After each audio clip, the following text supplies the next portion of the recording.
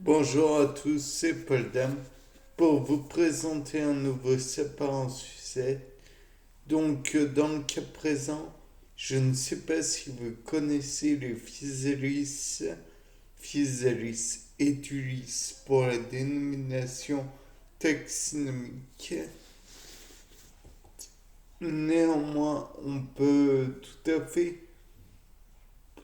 comprendre leur intérêt autant gustatif que esthétique, puisqu'ils ont une forme ronde à l'intérieur de leur coque, on va dire. C'est pas tout à fait une coque, parce que ça ressemble plus à des baleines de parapluie et la toile du parapluie. J'en viens au fait que les fruits, le fruit en lui-même, euh, certes, il a un goût pseudo-sucré, parce que ce n'est pas tout à fait du sucre, mais un effet sucré dû à ces molécules, je ne rentrerai pas dans ce sujet. De plus, le pépin ou noyau, enfin, il est, il est relié aux dites baleines. Je me suis dit qu'il était éventuellement intéressant de voir les intérêts de cette pseudo-coque dont je viens de parler. Tout d'abord, ce que l'on peut dire, c'est que la coque a un effet protecteur vis-à-vis des prédateurs qui pourraient engloutir le fruit avant même que celui-ci ne soit mûr. Et donc au, priver la graine de beaucoup de nutriments et de temps pour son cycle cellulaire et ainsi devenir une vraie graine qui sera fertile par la suite. On peut aussi penser au fait que ça va amortir la chute du fruit et puisque c'est lui qui va encaisser tous les chocs, ou du moins une partie des chocs. Puis ensuite, on peut aussi envisager le fait qu'il y aura une néomorphogénèse de, des baleines quant à la, comment pourrais-je dire, à la membrane qui unit les baleines. Il se décomposera, c'est la chose la plus fragile qui soit. Je l'ai touché avec mes mains. C'est limite s'il n'y en avait pas les trois quarts qui partaient en même temps.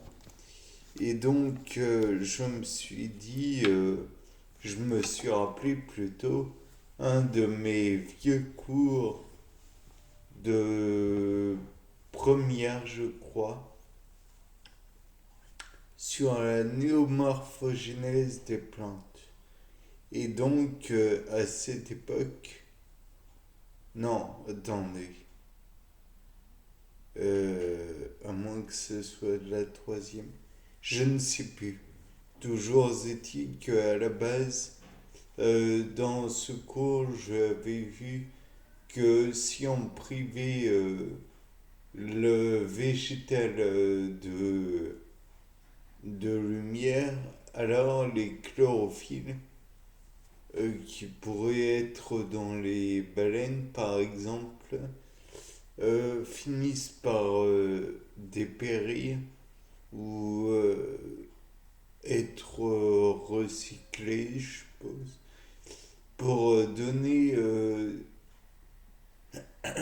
des cellules totipotentes.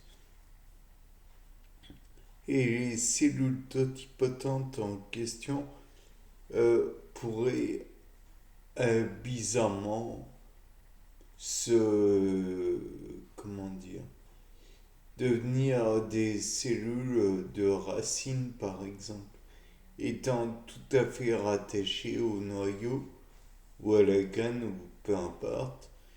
Euh, alors on pourrait dire que les graines ont leurs racines de sortie avant même d'avoir commencé à germer. Et donc ça pourrait être un avantage non négligeable, puisqu'on pourrait supposer, comme je l'ai déjà fait, que ça a été mangé par un prédateur X ou Y, et que ce prédateur a donc digéré le fruit et redéféqué la graine qui est gastro-résistante. On peut supposer que les baleines aussi le sont. Ou alors elles sont en fibres qui résistent bien à à la digestion.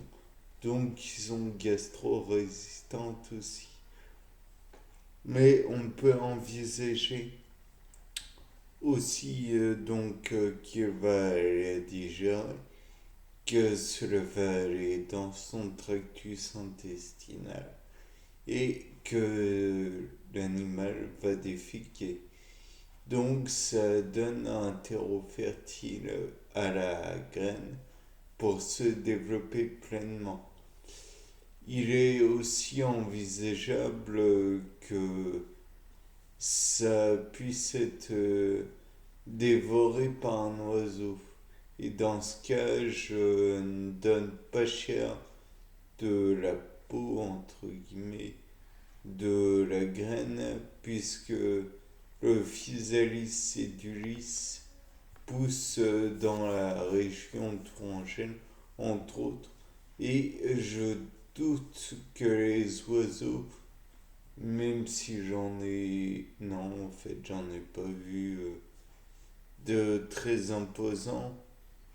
Je les ai peut-être pas tous vus, mais quand même, j'en doute. Vu la taille de la graine, on peut avoir des doutes quant au fait qu'elle puisse être avalée tout rond comme ça. Je ne suis pas sûr de la chose. Enfin, toujours est-il que